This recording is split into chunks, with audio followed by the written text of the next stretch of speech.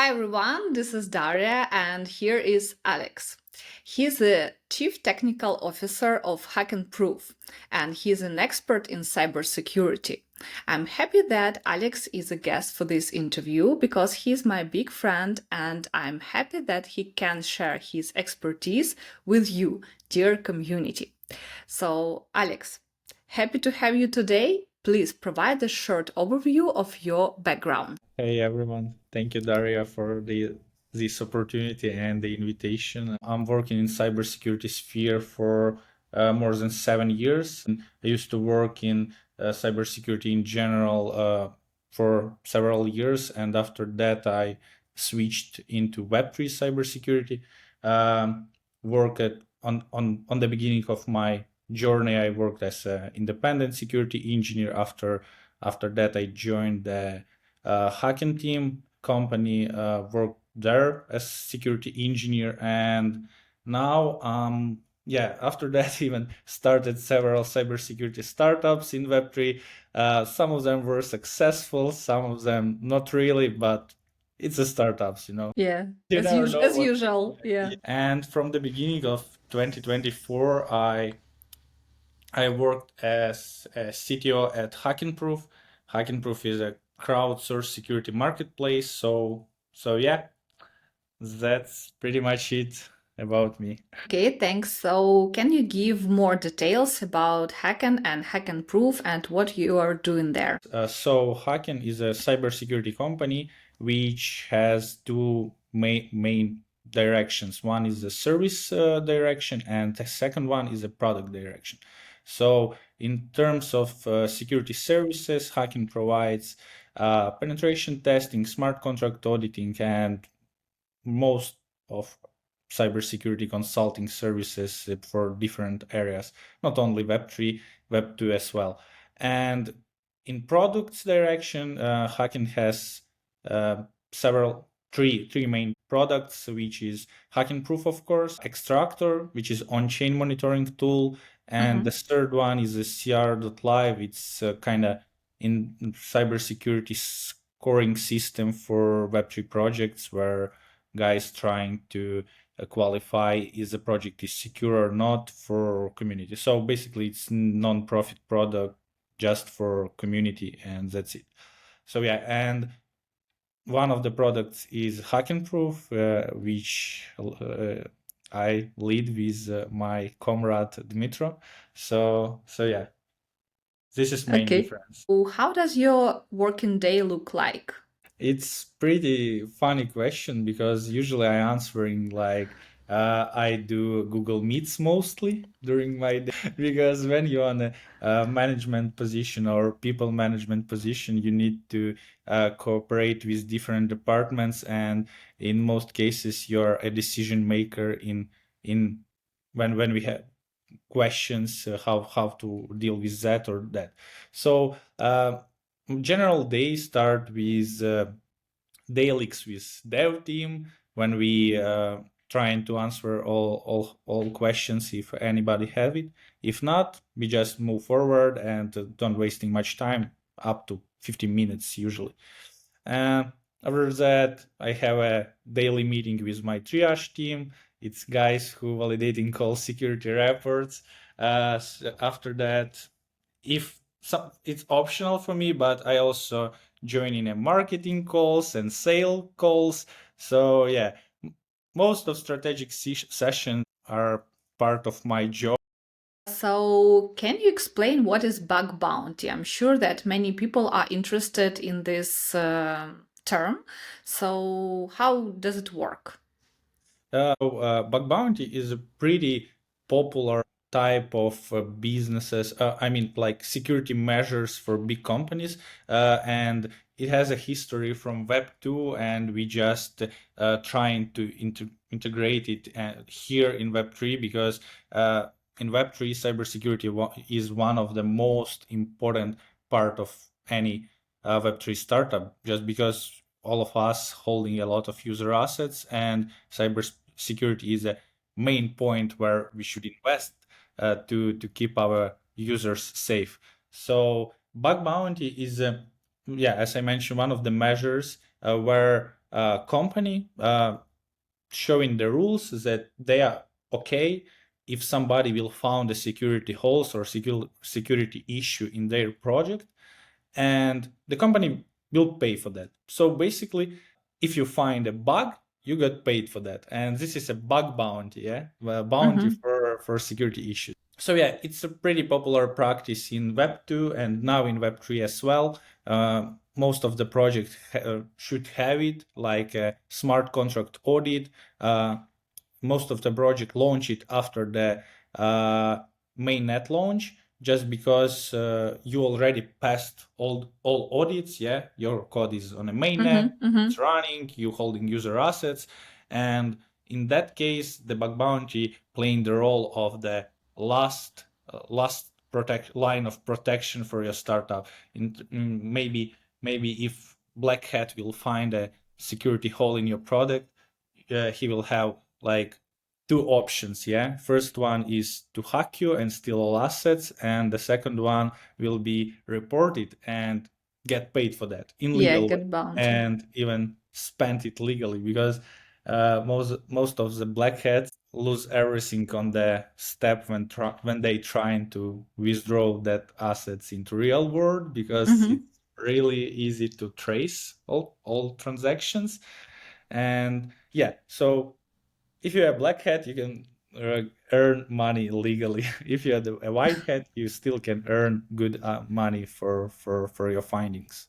What the biggest bug bounty during your work, or maybe like you had some case when people got like a lot of money? At the very beginning of Web3 bug bounties, all of us, like bug bounty ambassadors, believe that the fair reward for security issue should be around 10% from assets under risk.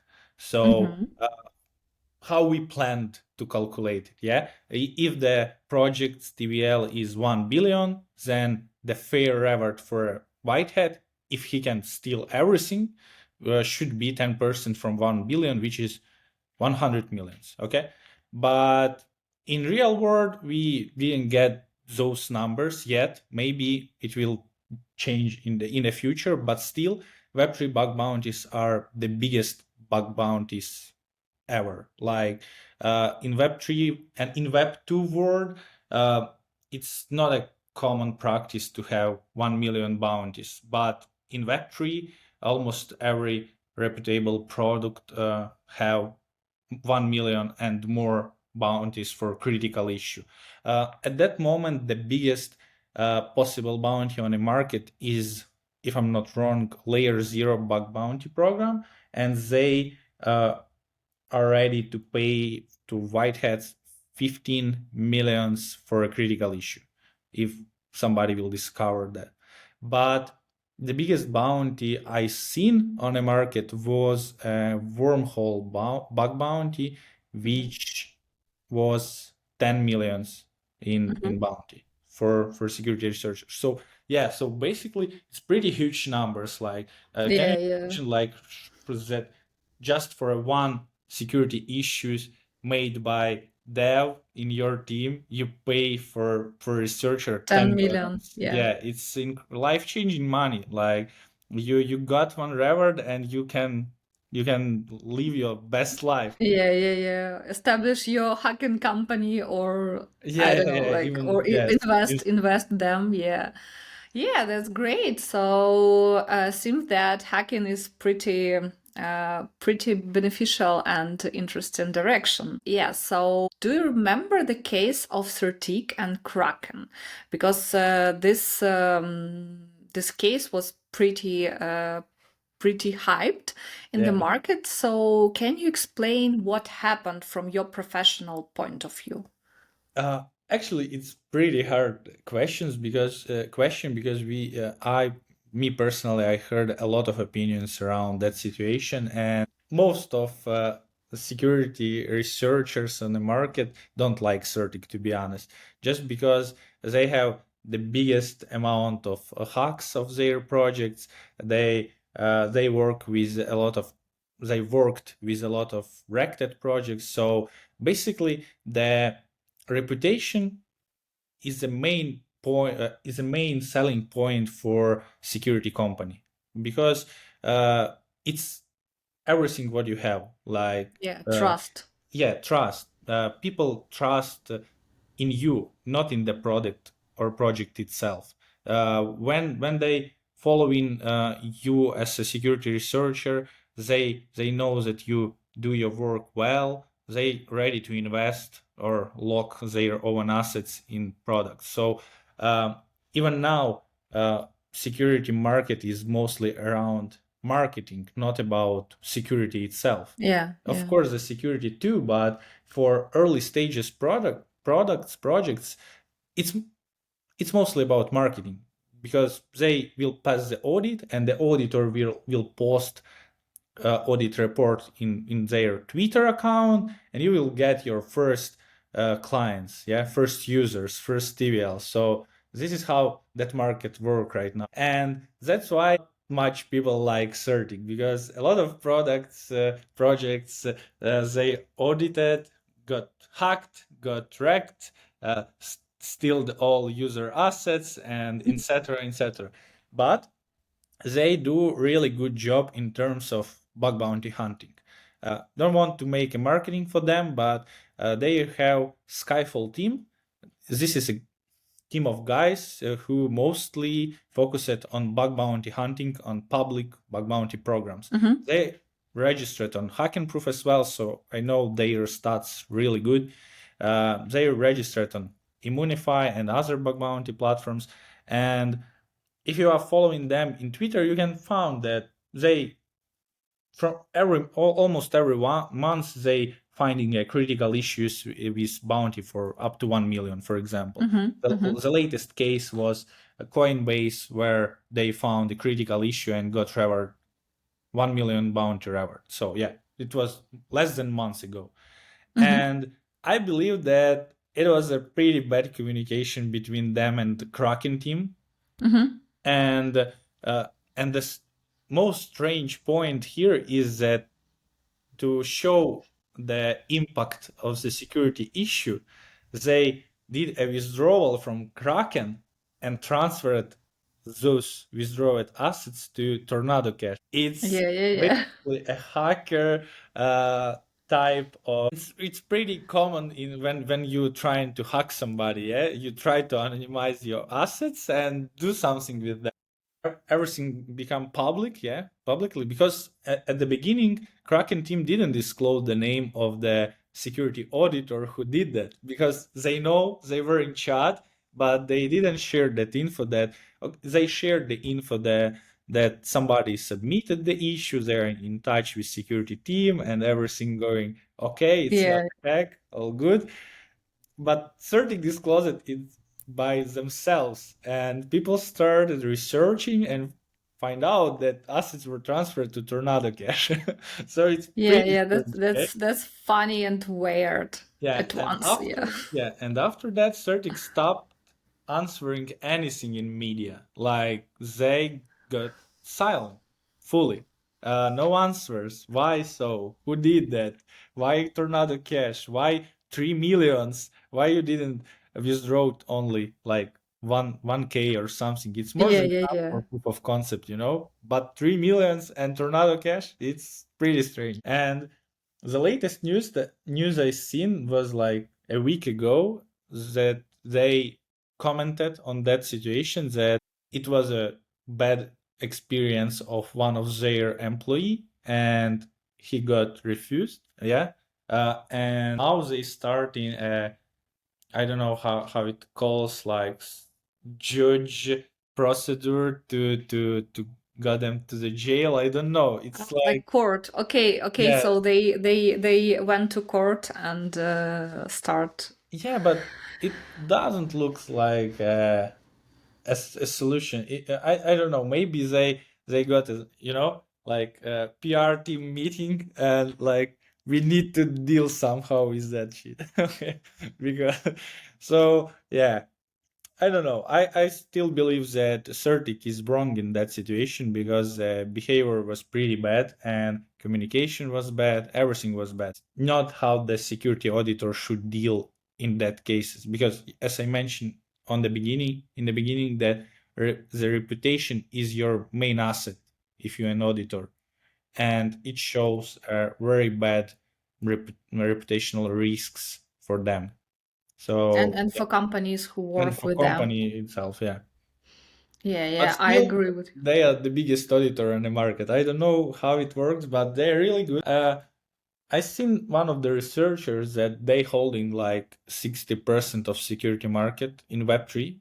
It's like pretty much a lot. Yeah, yeah, So yeah.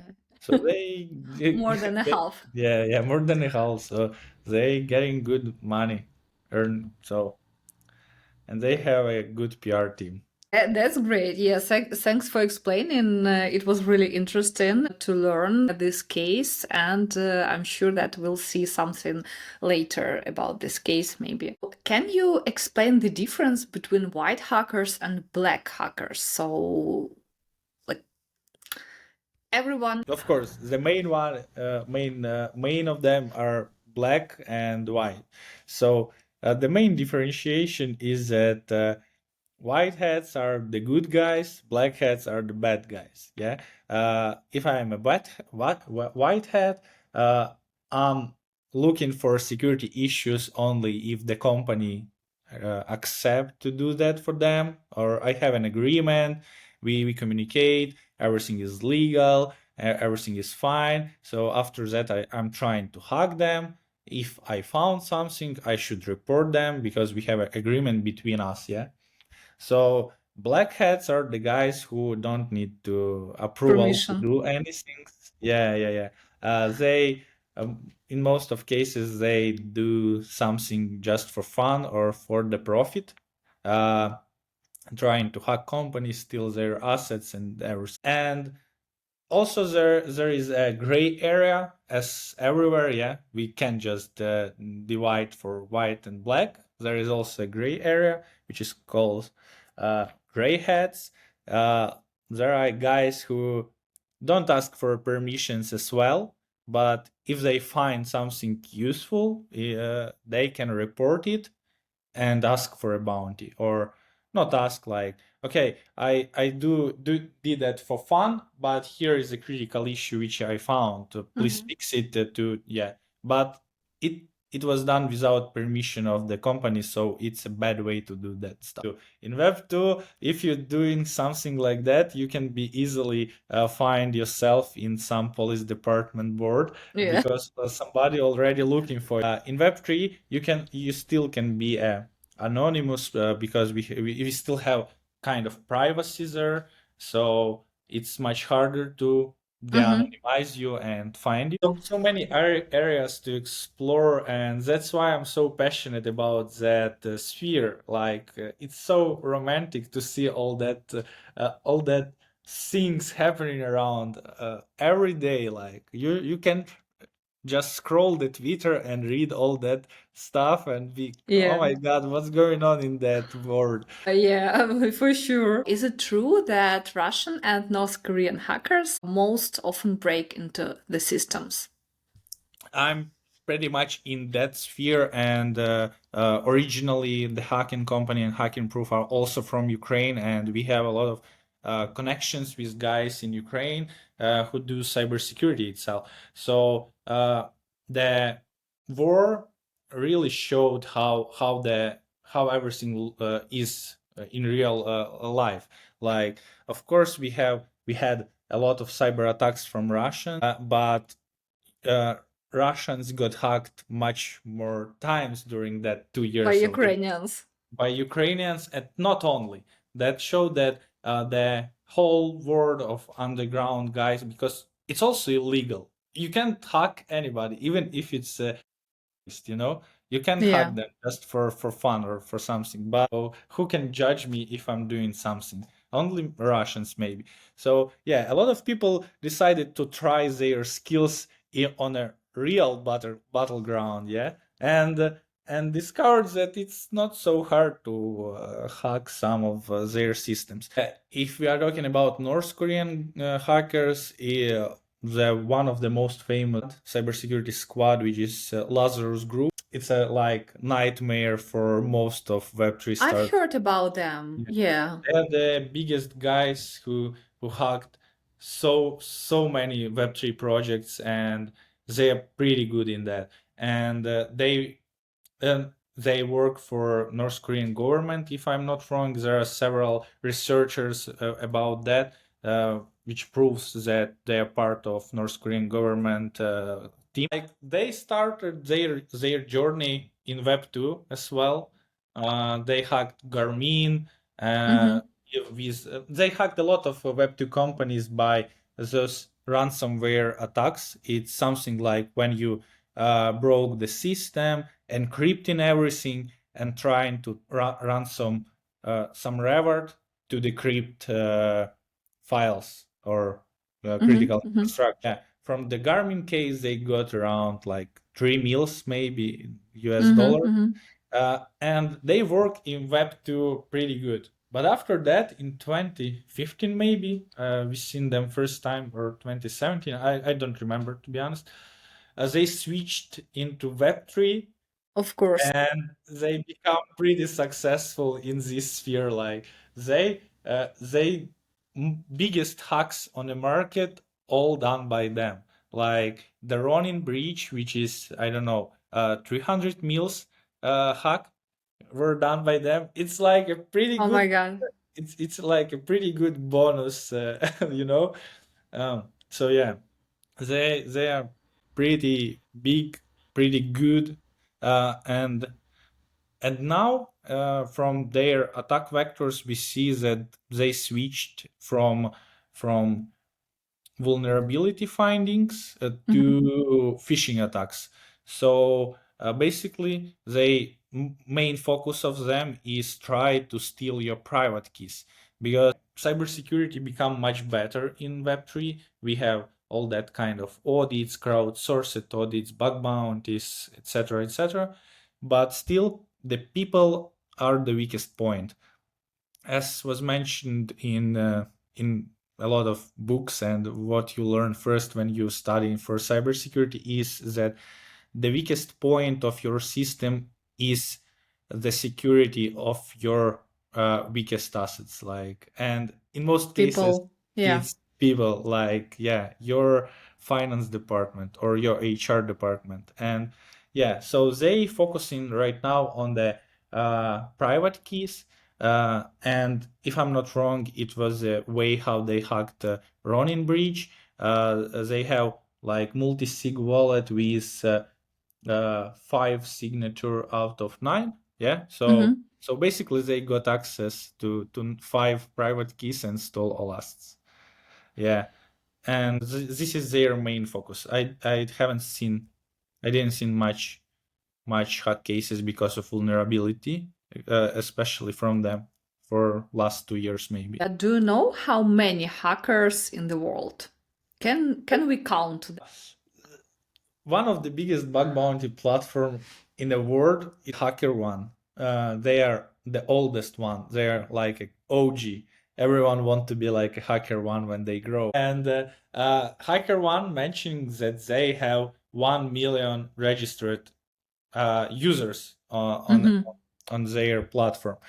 And I'm not sure if we can count it as a correct number, but it's pretty close to be true. Yeah, of course, a lot of beginners registering them, but most of cybersecurity guys have the account on HackerOne, even if they didn't submit any security issues on that platform. They have an account, so I believe it's around the 1 mil. Who knows? But the number of people who are pretty good in that is much lower. Mm-hmm. It's still, if we even don't talk about Web3, it's still not a so big area actually. We have much more software developers, software engineers, and if we are going to count the total number of IT guys on the market, the cybersecurity will be around 1% of that number. Yeah, it's It's very still niche, very very small niche, niche. yeah, Yeah. very small niche still. So it's like it's easy to count it by the amount of security engineers in average IT company. Like uh, I heard the point that if you have in your company 100 people, you should have at least one security engineer. One, Mm-hmm. it's not a big number, you know. Yeah, yeah, yeah, So, of course. yeah, Okay, so what companies have the best security in the Web3 market? in the Web3 market, Yeah. damn, it's a pretty good question. Usually, I divide products in Web3 for several niche, and in terms of how the startups grow, we can count blockchain protocols as early stages enterprise projects. Yeah, Mm-hmm. I mean enterprise. It's a company with 100 more people in a team. It's already an enterprise for us. They already have some kind of Google suite to corporate domains and Yeah. everything around that, and all that stuff should be secure. So if you want going to mention which of the Web3 product is most secure, I don't want to specify any names, but I believe that the most secured category will be a blockchain protocols actually. Maybe I'm wrong because yeah, the most secure company will be the company where you have one employee. So because Or it's easy, without employees. yeah, or Yeah. without, is because it's easier to secure a very small scope of work. Uh, but I'm I'm looking for a security as for a process, not just a one-time measure. Mm-hmm. So in terms of processes, it will be any layer one, layer two protocol Cool. on Web3. How do you see the future of Web3 security? I really like that hype around AI because I see the opportunities for me and for my team to grow faster or to do something more efficient way. Where we are going, you never know. Like just like 2 years ago, we didn't have cybersecurity in Web3 at all. Like Mm-hmm. there were very few auditing company. Year after, we have like 100 auditing companies. Yeah, Yeah. because it's become really needed on the market. Yeah. Uh, uh, After that, we discovered that having 100 auditing company doesn't mean that you have 100 qualified auditors to do audits actually. Mm-hmm. Number of a company doesn't mean nothing. And we got those cybersecurity marketplaces where crowdsourced security marketplaces where you can find the best security researchers which fits your needs the best. Of course, smart contract audit, it sounds fancy. Everyone know what is that, but in terms of cybersecurity as a big area, it's just a very small part of it, Mm-hmm. which calls code review. Yeah, it's not Yeah, so yeah, yeah. fancy. It's just a code review.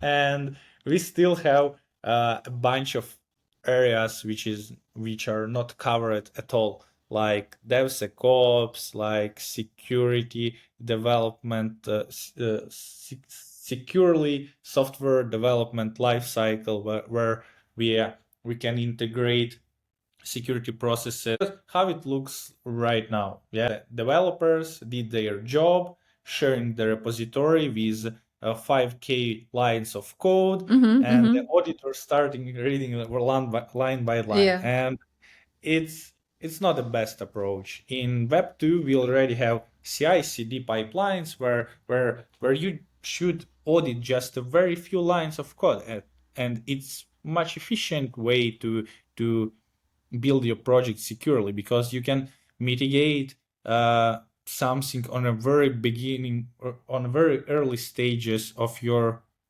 development, not Mm-hmm. in the Mm-hmm.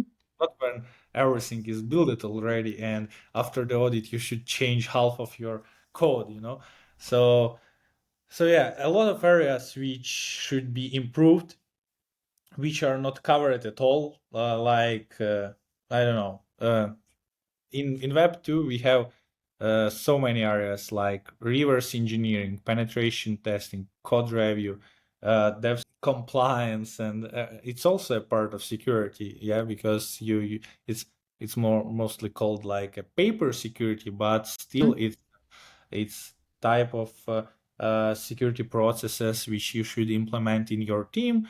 I hope that we will explore new areas and not just code review, because as I mentioned, the Lazarus team is not focusing on code anymore. They are trying Yeah. to hack you as a person and steal your private keys. So we should implement security on low levels of our organizations everywhere as well. And it's about education. So, waiting for new tools which will automate somehow code review, of course. Uh, Maybe new educational platforms, maybe new products for private keys management with easier way. Maybe even account abstraction will improve that area in really soon. I don't expect anything, you know. In Web 3 actually, like every 3 months we are dying. Like Yeah.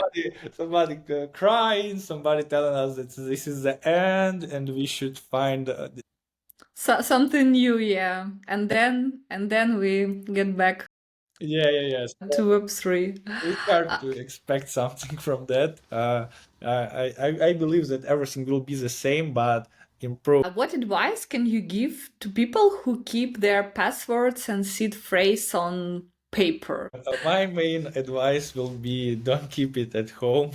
It's not a secure way to do that. Just because actually there is a pretty good standard in crypto made by C4, which is Crypto Consortium Security Standard, something like that.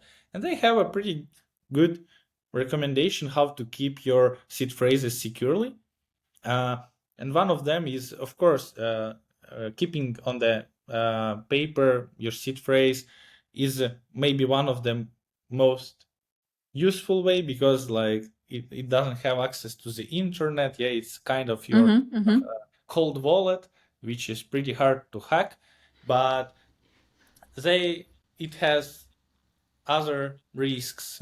For example, if you lose it, or it will burn, or like you will miss part of that. So my recommendation is to split it for several pieces, for example, or have a multi-sig with three different private keys and keep them in different parts, like maybe in a bank, maybe in a safe or something, Mm-hmm. which is burn protected or something. But still, I like password managers more. It's pretty common practice in to keep your password securely.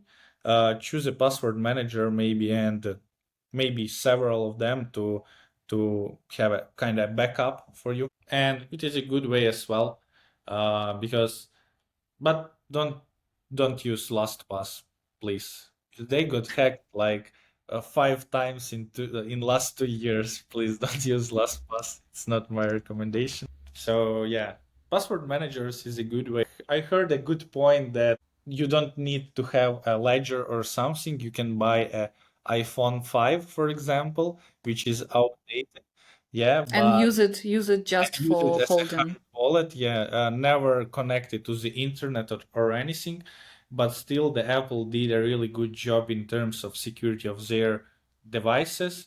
And even maybe if they have some vulnerabilities already, if you keep it securely, it's much harder to hack your iCloud than hack the cold wallet. Mhm. And actually, it doesn't look like cold Yeah, wallet. and you can hide it, like it will be like a mask for your seed phrases. No, but like not much people will believe that you holding your seed phrases on an old iPhone in a bank or something. I don't know. No, Mm-hmm.